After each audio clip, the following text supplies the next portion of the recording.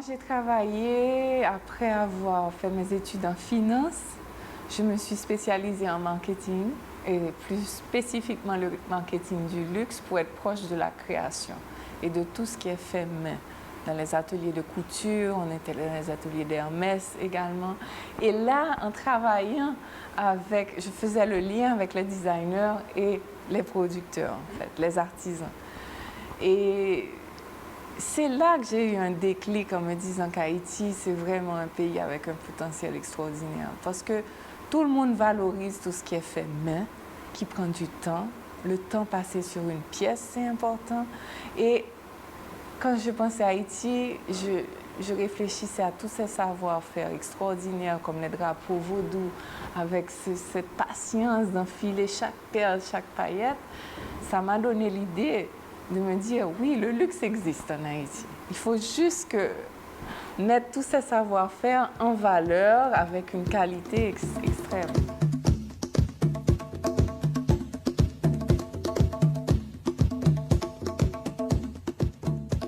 Asian art.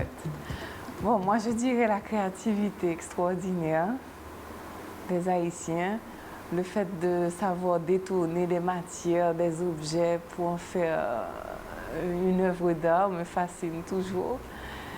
Et justement, une notion aussi qui nous diffère d'autres pays ou de la création d'ailleurs, pour moi, c'est l'empreinte culturelle, c'est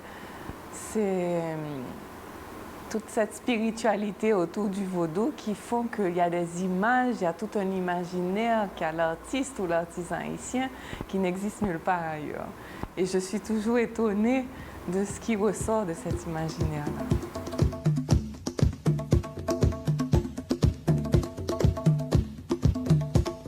C'est la première fois qu'on utilisait un vévé pour une marque et aussi dans des accessoires. On a été les premiers à le faire et c'était un tabou. C'était un tabou, on m'interrogeait, mais comment ça se fait, les vévés, qu'est-ce que c'est, vous êtes vaudouisante? Je dis non, moi je ne suis pas vaudouisante, mais je suis haïtienne. Ça fait partie de ma culture, de mon identité. J'ai toujours vu ces vévés-là être dessinés par terre et j'habitais à la campagne, c'est quelque chose que je voyais, ou même dans les drapeaux vaudous. Ça fait partie de moi et ça fait partie de nous tous haïtiens.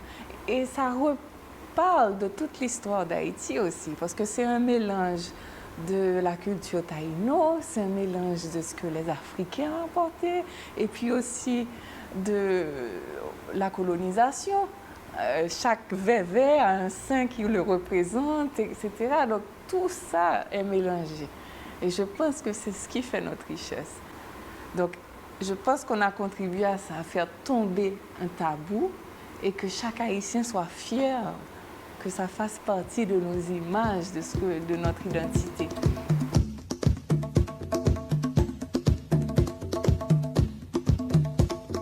En Haïti, tout est un obstacle. Mais c'est ce qui fait aussi que la créativité est si forte. Parce que je me rappelle, en France, j'avais un espace à décorer, tout existe, des céramiques, des mosaïques, il y a un choix infini.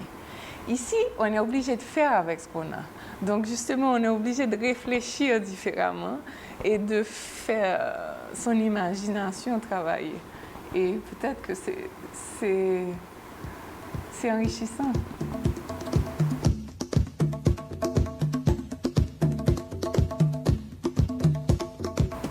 Encore une fois, je vais dire, c'est notre culture. Parce qu'on ne peut pas être compétitif en termes de prix concernant l'artisanat par rapport à des pays comme l'Inde, justement, comme la Chine, Bali, c'est très difficile. Mais notre proximité avec certains grands marchés comme les États-Unis font que déjà on a un avantage par rapport au transport. Et en général, ce sont des choses qui ne sont pas très coûteuses, c'est des matériaux bruts, la paille, la tanier, tout ça. Donc, si on a bonne finition et une production stable et qui respecte les délais, je pense qu'on a un avantage de ce point de vue, de la proximité, par exemple, avec un grand marché comme le marché américain. Mais il faut des entrepreneurs pour encadrer tous ces artisans. Quelqu'un qui peut se mettre à basketry, par exemple, faire des paniers. D'autres personnes, il faut que ce soit une passion aussi. Parce qu'un artisan seul ne peut pas y accéder à ces marchés.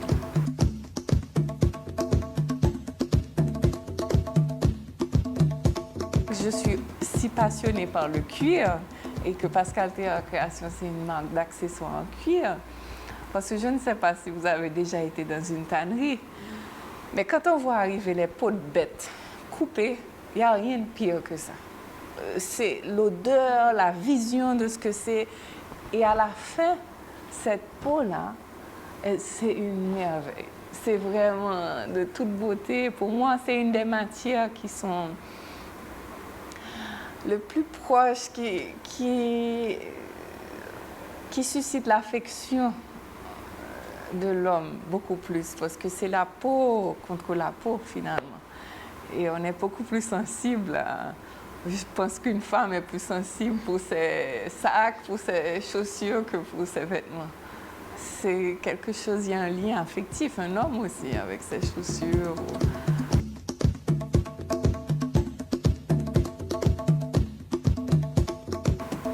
Moi, je pense que c'est un si beau pays. Ça me désole toujours de voir qu'on n'arrive pas à sortir de problèmes politiques, économiques, parce que c'est un pays qui a tout à offrir. Et pour moi, la culture de ce pays, c'est toute la richesse de ce pays. Et s'il peut s'ouvrir et que les gens puissent découvrir tout ça, et qu'on puisse mettre ça en valeur, nous, on le fait à notre petit niveau, humblement. On ne va pas changer les choses, mais si ce pays peut s'ouvrir au monde, alors là, si les Haïtiens peuvent mettre tête ensemble pour construire, parce qu'il y a qu'on met tête ensemble pour détruire, mais pour construire, mais pas rien qui peut arrêter nous. Et j'aurais aimé connaître ça en nous. Et c'est ce que j'essaie de promouvoir le plus possible, cette philosophie de tête ensemble. Et si on peut retenir quelque chose par rapport à ça, tant mieux.